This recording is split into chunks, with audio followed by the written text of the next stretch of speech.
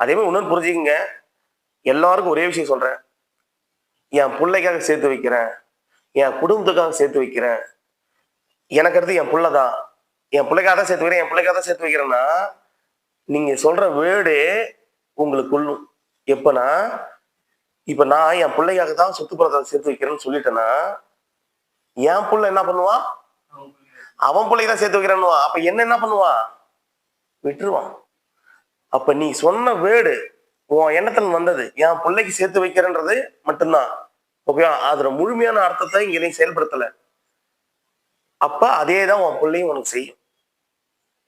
என்னைக்குமே நான் சேர்த்து வைக்கிறேன் சொல்லாதீங்க.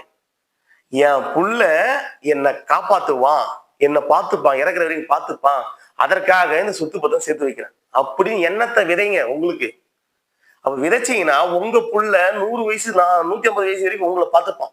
எந்த நிலையிலும் உங்களை பார்த்துக்க விட மாட்டான். யாருமே அப்படி திங்க் பண்ணதில்ல.